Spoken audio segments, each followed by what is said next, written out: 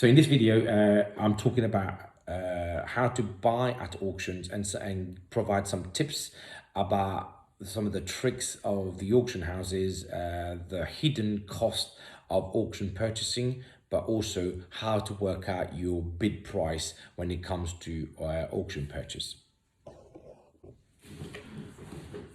Hi, this is a video that I'm recording regarding auctions and the kind of the tricks and trades of purchasing through auctions.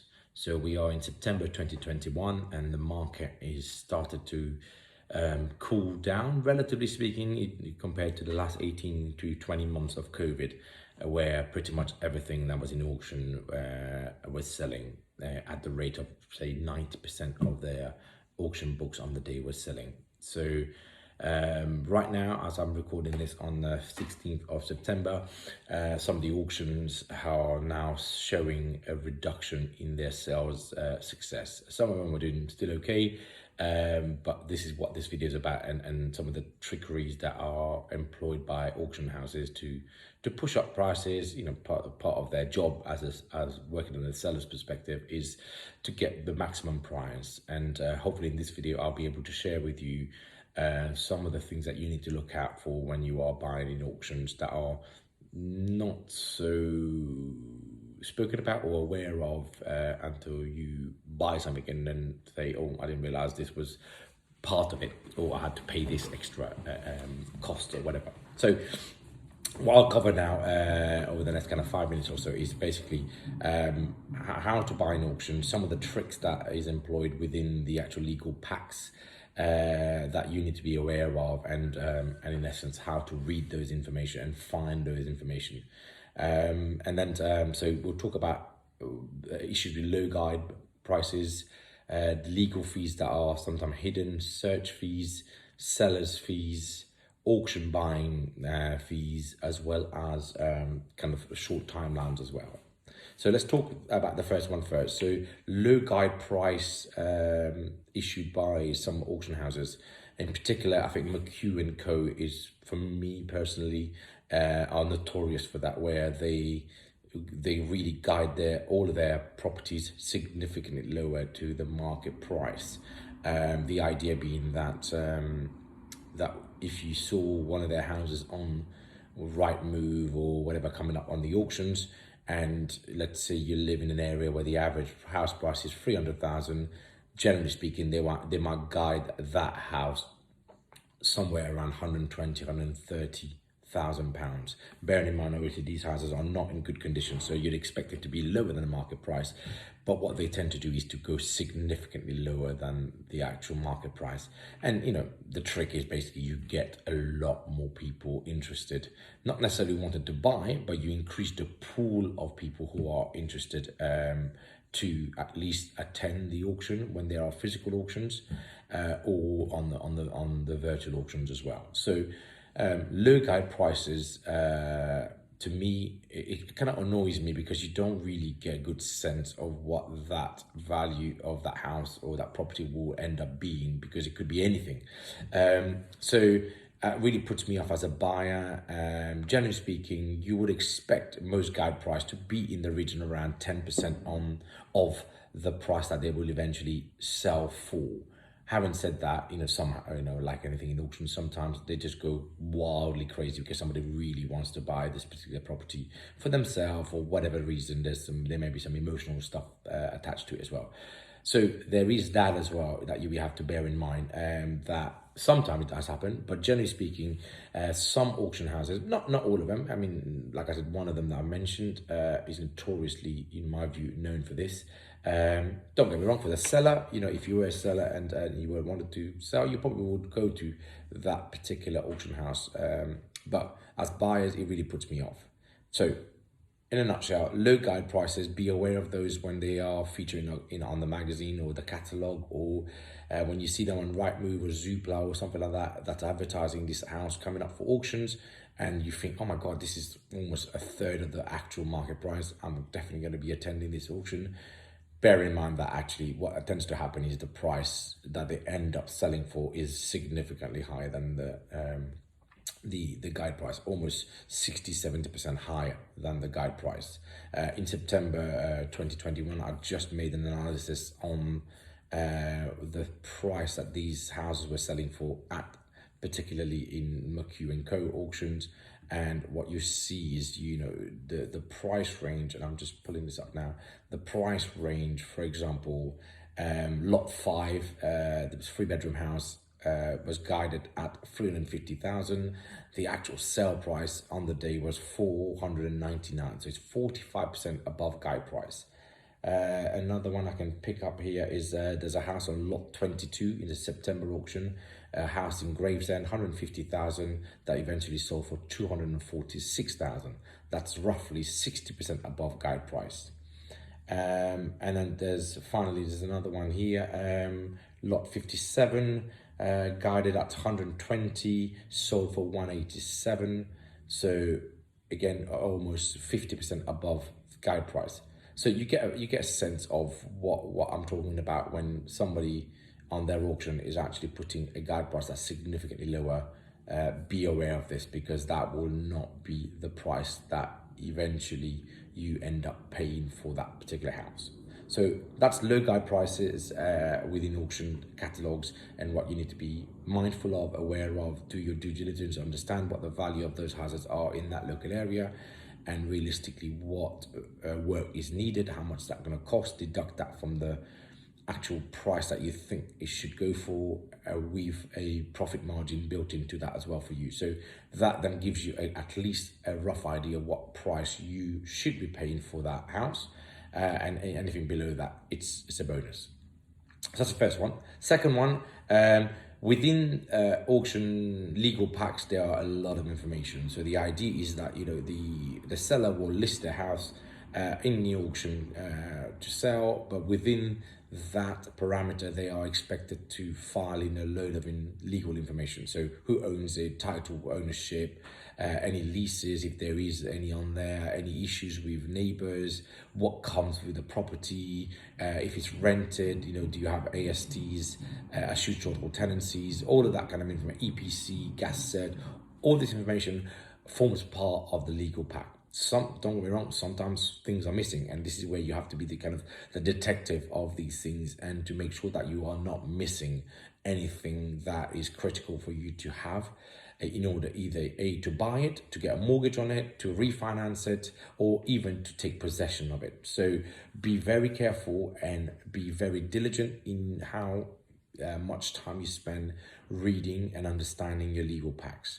If you're new to it, the suggestion will be to speak to people like solicitors or conveyancers, maybe pay them an appropriate fee for them to review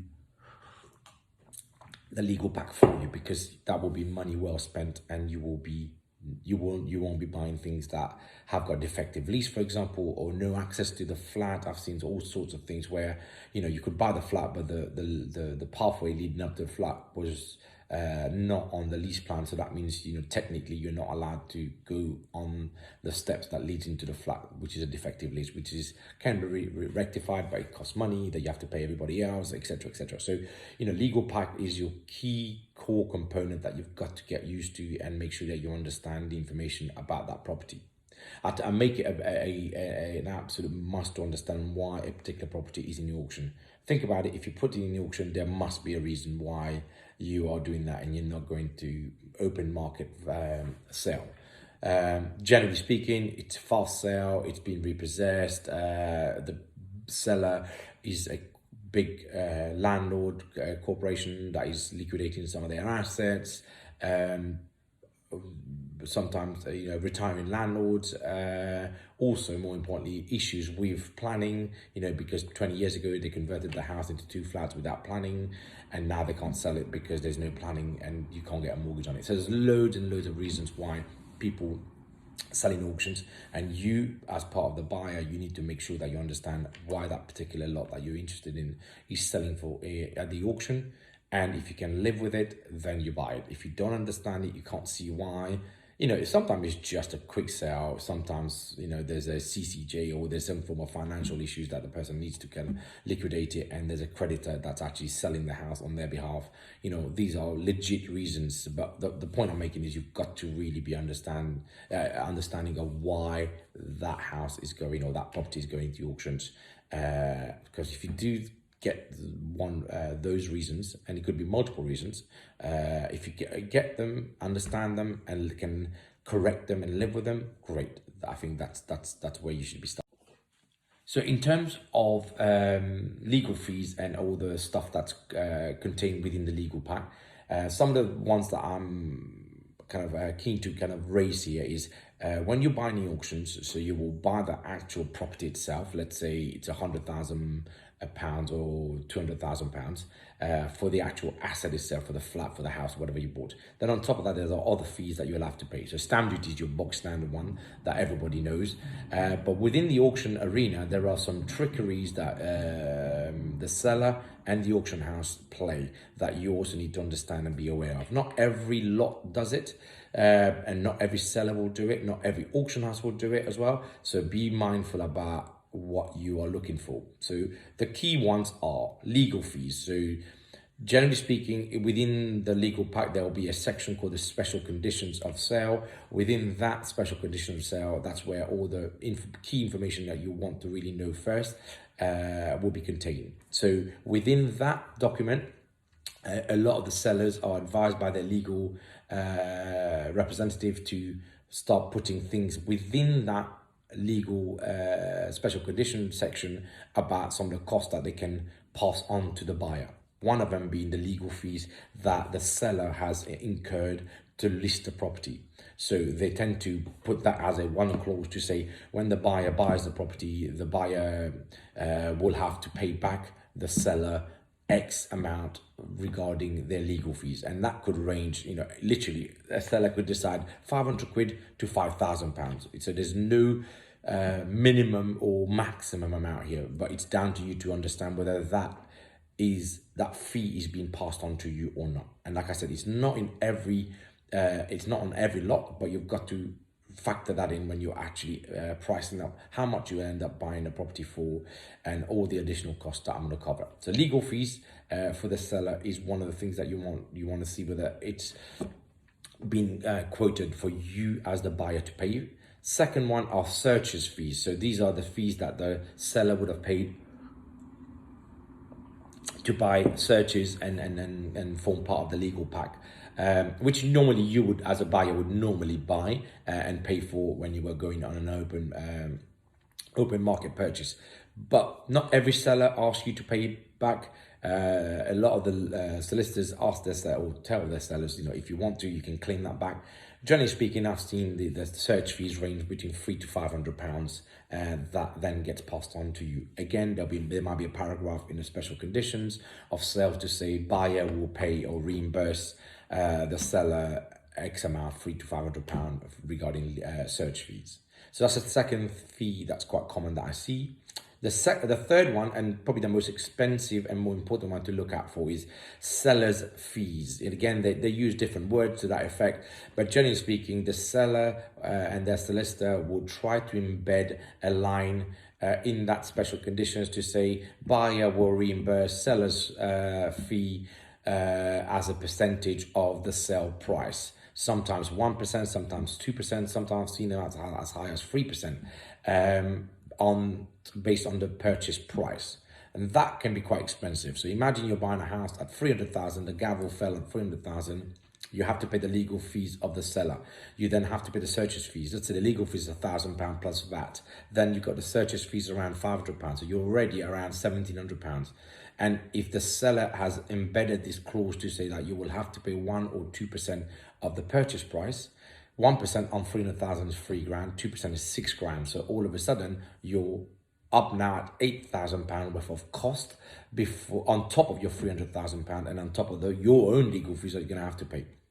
So for me, that seller's fee is a really key one for people to be aware of and look out for. Actually look through the special condition, read it. And what they tend to also do, kind of connivingly is they don't actually put numbers in the legal pack. They actually write it in words, because I've used over time, over 20 years of looking at it, they started with 1% being the number one and the percentage sign, but over time now solicitors, they've worked out, or sellers have worked out, actually if you write one as in O1E, people are less likely to see that sometimes, and they will when they're reading loads and loads of reams of information. So they try to embed those fees as written words rather than numbers, I should say. So bear that in mind. Make sure you read the actual text, because it will say 2% of a purchase price, so TWO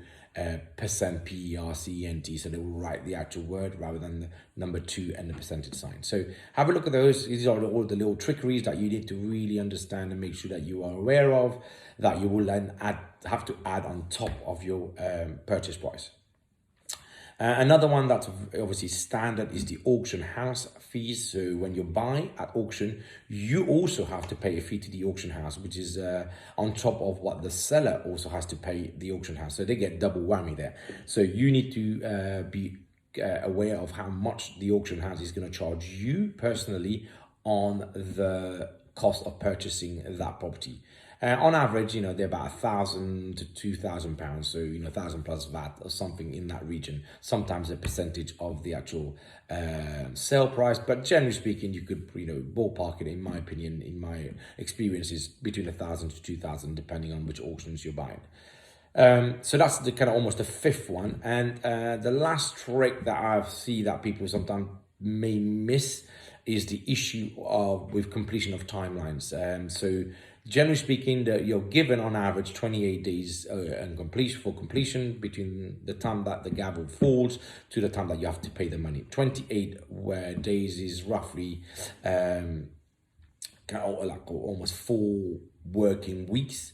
But I've also seen sale documents with 20 working days, but also almost 2 weeks, so 14 days for the seller, for the buyer to complete. So bear that in mind as well, because sometimes you could get really badly stung if you buy something that's got a very short completion date. You're not buying it cash and you're having to get a bridging finance or mortgages in place.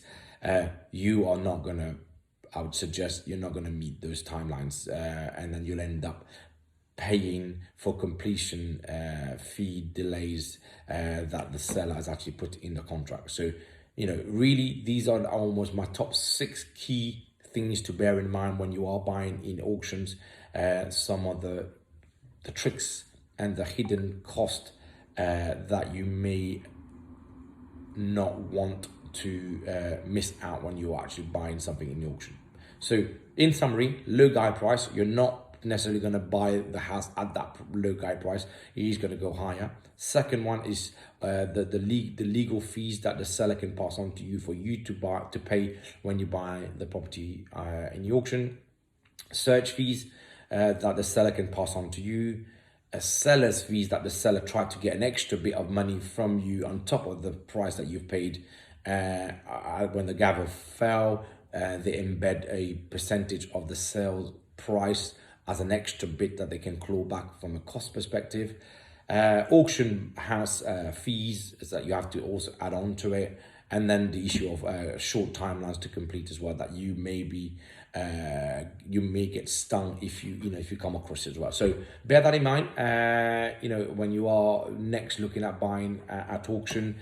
And also, make sure you get really familiar with this legal pack and all the documents that come with it. If the rule for me is, if I don't understand why this property is in the auctions and I can't figure out from the documents that have been supplied what the defect may be or what the cause of that quick sale is, I tend to stay away from it. So hopefully this video will give you a good food for So hopefully this video will give you food for thought of how you purchase at auctions, get you prepared for reading legal packs, understanding the process of it, the cost implications of it, and more importantly, whether that property that you're looking at, you have a good idea of what's your maximum price to pay for it. I think that's by almost a rule. I take any property I'm looking at, I look at what the market price will be if once I buy it and I do the work on it. I deduct an approximate refurbishment cost to it. Then I deduct any of the fees that I've just talked about that I'm reading in the legal part that may be added to it. So that in effect becomes the cost of development plus your stamp duty. That gives you your total cost. So I take the market value, the future market value that I think it will be worth, deduct all my total cost of development. That then gives me a minimum price, but then I also have to add a profit margin to that, that I have to deduct down, which then gives me an actual maximum bid price that I'm willing to pay. So give you an example, if the house at the end will be worth 300,000 that I could refinance once I'm finished, and the total cost of development, stamp duty, legal fees, all the hidden costs I've talked about is, let's say, 50,000. So that means right now I'm down to 250,000 that are the minimum price. Then I will add another, say, 40,000 as a profit margin that I want to have on this property. Really, what we're talking about here, my maximum bid price loosely should be around 210,000 and no more. Any more than that, then I start dropping my profit margins significantly. So that's really loosely how I would calculate what my bid price should be at the start. Then within that, I can, obviously manipulate some. I can accept, instead of 40,000, I can accept a 35,000. That means I can push my bid price a little bit higher. But that would be based on a number of other variables: how many projects I've got going, how close it is to my house, how much return I think I will have over time, etc., etc. So, hopefully by the end of this video, you would have, learned a few new things around auction purchasing, how to work out a maximum bid price, some of the key issues that you face with buying at auctions, and really, the costs that are sometimes hidden in the legal pack that you all need to be aware of. So thank you for watching. My name is Azid. I have been investing for the last 22 years now in properties in the UK. And I've written 2 books around property development and property investment. One is called Scale Your Wealth Through Properties, and that really sets the scene around 6 key strategies that I've employed for the last 22 years in building a sizable portfolio.